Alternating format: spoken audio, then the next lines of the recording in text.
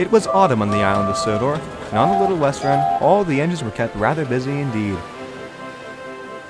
It was towards the end of another long day, and Duck was busy collecting the last ballast train before he could rest at last.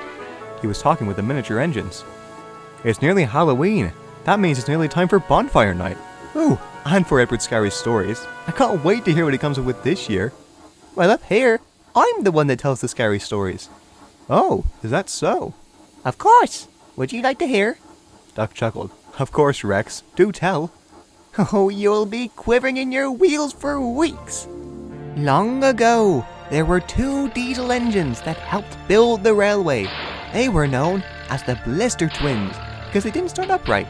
They were black diesels and very, very small. A driver could barely fit in them at all. Once the railway was completed, the Blister twins disappeared as quickly as they'd arrived. None of us knew what happened to them. Sometimes, as you puff along at night, you'll hear the strange noises of diesel engines trying to start, but no diesel ever shows. What do you think of that? Oh, please, replied Arthur as he pulled them with a passenger train. It's all right, but really, ghosts? Come on, I've heard of scarier stories than that. I thought it was good. Don't be such a naysayer, Arthur. I know, I'm sorry.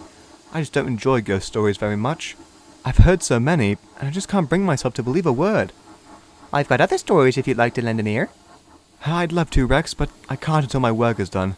All this rushing about, he sighed. It makes me so tired. Well, you better keep your wits about you. Otherwise the Blister twins might get you, Duck teased. Pah! The Blister twins can have their way with me for all I care, as long as I get a break. And Arthur chuffed away, leaving Duck and Rex chuckling to themselves, quite amused indeed. Night fell, and the moon shone as Arthur made his final delivery, fish for the flying kipper. He was half asleep as he trundled along the line. Must keep to time, must keep to time. But Arthur wasn't careful with his speed. Suddenly, he passed a workman's warning and derailed. Arthur was very embarrassed. In the morning, Douglas was sent to collect Arthur's vans. The fish wasn't fresh anymore, so he had to help remove the stench and collect new vans. But when he arrived, Arthur was nowhere to be seen. Lost sakes! He's gone! I must tell the others! Duck was shocked to hear the news. Surely he was put back on the rails. He must just be at the works already. Maybe the Blister twins heard how he was talking and took him away. Don't tell me you told him that silly story. Oh, lighten up, Mike. I didn't mean for Arthur to be taken. Aye, what kind of story is this then? Yes, is it why Arthur's gone? Rex smirked. Here, why don't I tell you two as well? Rex began to tell his story once more, and the other engines listened closely. Duck, however, was too deep in thought to hear. Later, the engines of the Little Western were called to the big station to receive a message from Sir Topham Hatt. With Arthur gone, you'll have to work extra hard to do his work and yours. To add to that, we will be inspecting the line at night to make sure there are no more delays, as not to disrupt the day services. If you see the workmen working at night, be cautious. Ryan, you'll be doing the first fish delivery for Henry Skipper tonight. Yes, sir. That night, Ryan was making quick work with the bands. As he passed the section of track where Arthur had derailed, he heard something. It sounded like a diesel engine trying to start up. Oh my goodness! Ryan passed whatever it was and was very scared. It must be one of those Blister twins! Meanwhile, Duck was waiting at the station. Why am I being delayed? I want to go home.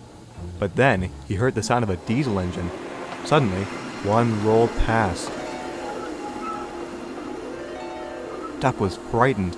My goodness, the story is real! The next morning, Duck organized a meeting between the Little Western fleet. I'm telling you, I saw a diesel. It was a little hard to see, but I think it was one of the Blister twins. Dinna fash yourself. It was probably... I think I saw the other one. It was near the section where Arthur derailed. Oh, I think the line's being haunted.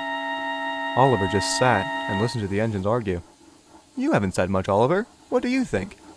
I don't think that there is any ghost, and I've had no encounters, so I have no right to be scared. All right, then you would be fine looking for us, wouldn't you?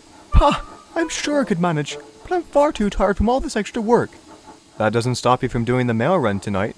You can look then. Please, Oliver, investigate, just so we can be saved. Oh, all right. I'll figure out your little ghost situation. Just tell me what to ask, just in case I do come across them. That night, Oliver, along with Toad, puffed down the line with the mail, keeping a close eye out for the Blister twins. Mr. Oliver, I'm very nervous. Indeed, I hope we don't run into anything. Just then, Oliver came to a stop. Danger lay ahead. Oliver looked, and the rails were gone. Suddenly, the noise of a diesel engine crept around the duo.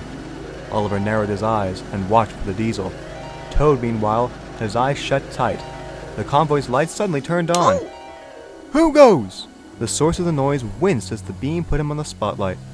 I mean no harm. What's the deal? Oliver was taken aback. This didn't look like a small diesel. It was quite large.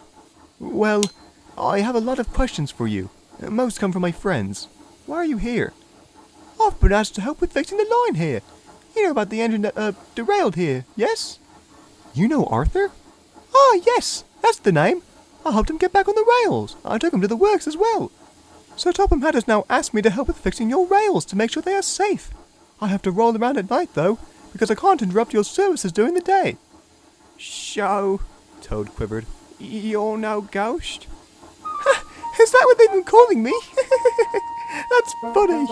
Oh, where are my manners? I'm Paxton, and normally I work around the main line doing track maintenance. I guess that's why we've never had a chance to meet. You're Oliver, I presume, and you must be Toad back there. You two did a daring escape.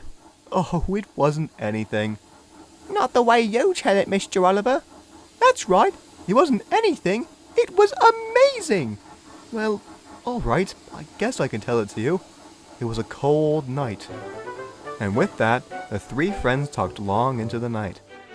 Before long, Paxton was introduced to the others, and they were very glad to meet him. Once the rails were fixed, and Arthur had returned, Paxton went back to working on track maintenance on the main line. But he still came to help at the Little West Room when necessary, and they all found him to be a great friend, Rex especially. After that night, the other engines all agreed that Paxton was a perfect honorary member to their branch line, and even perhaps one of the Blister twins, back from the dead.